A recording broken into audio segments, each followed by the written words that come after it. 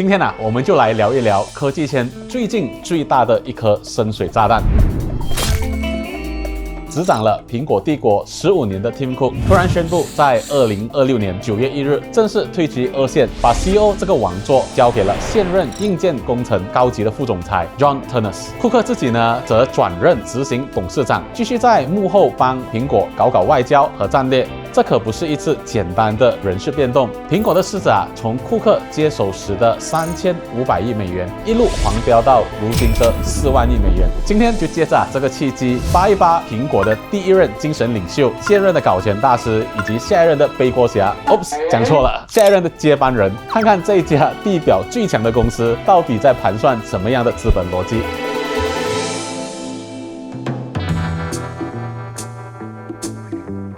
说到苹果的第一任 CEO 很多人便脱口而出乔布斯。错，苹果名义上的第一任 CEO 是一个叫做 Michael Scott 的哥们，他在1977年上任的。但我们都知道苹果真正的灵魂，大家心里默认的初代掌门人永远是联合创始人 Steve Jobs。乔布斯的商业逻辑是什么呢？就是创造需求，用现实扭曲立场，让你乖乖的掏钱。他就在1998年的时候，用 iMac 重塑了苹果的声誉，又在2007年用 iPhone 重新定义了整个手机行业。在那个时代，苹果卖的是科技革命，是酷，是与众不同。但乔布斯就是那个天才产品经理，却未必是一个完美的守财奴。天才总是走得太早。就在2011年的时候，乔布斯就辞职了，并在不久过后离世了。于是苹果的接力棒就交给了一个极其低调的运营官 Tim Cook。那个时候全世界都在唱衰苹果，说失去乔布斯的苹果还能活多几年呢？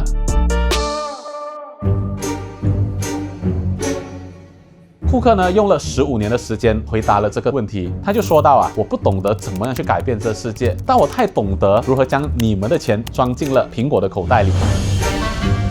库克在2011年的时候接任了 CEO， 他没有乔布斯那种天马行空的个人魅力，但他却是一个供应链的魔术手我们看一看他上台过后干了什么东西呢？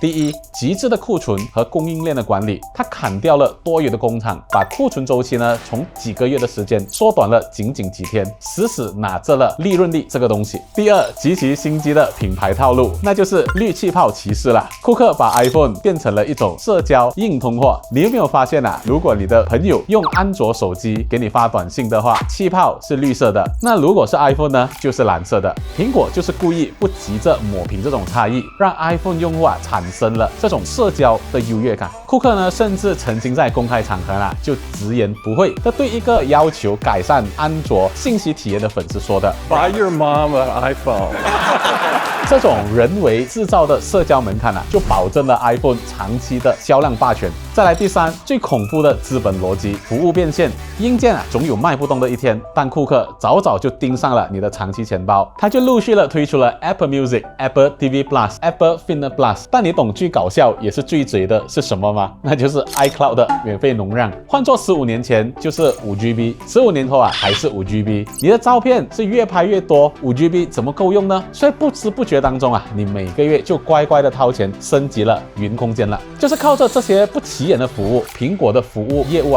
每年能够躺赚超过1000亿美元，这营收抵得上一个世界500强的企业了。而且库克不仅是个商人，还是个政客。在中美贸易最激烈的时候，他就在特朗普和中国之间走钢丝，他成功说服了特朗普豁免了 iPhone 的关税，甚至还让苹果在这个复杂的全球局势中继续风华赚钱。这几年他又悄悄把部分供应链转移到印度和越南，搞产业链的全球博弈。库克的15年，把苹果从一个很酷的科技公司变成了一个极其高效、滴水不漏的商业帝国。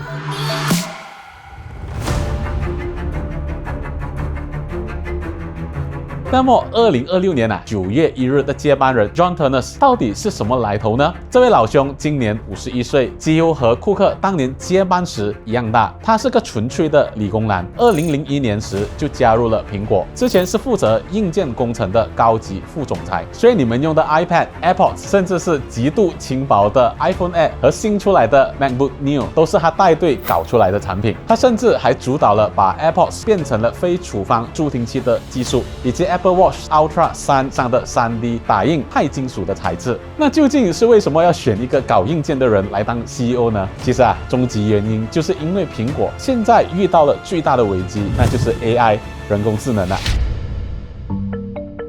其实过去很多年，苹果一直被吐槽最多的就是挤牙膏式的创新，甚至在生成式 AI 的浪潮里，苹果明显的落后了。原定于2025年推出的人工智能 Siri 被推迟了到2026年，甚至更晚，连资深 AI 人才都被 Meta 等公司挖掘墙角了。同时，美国和欧盟还在对苹果的围墙花园生态进行了反垄断的调查。Turnus 接收的就是一个这样腹背受敌的修罗场。在资本逻辑中这也未必是死局。虽然苹果在 AI 软件上慢了半拍，但别忘了 AI 时代的尽头是算力和硬件。Turnus 上台呢，可能恰恰就是苹果的秘密武器了。苹果正在利用自家强大的芯片，比如说 M 系列，就是要让 AI 直接在设备本地的跑，而不是依赖云端。对于普通人来说这意味着你不必时时刻刻被各种弹出来的 AI 广告骚扰，你的隐私数据也更加安全。如果说库克的使命是把乔布斯打下来的江山变成一个收费场，那 Turnus 的使命就是在 AI 革命推翻收费站之前，用无可替代的硬件把护城河再挖深100米。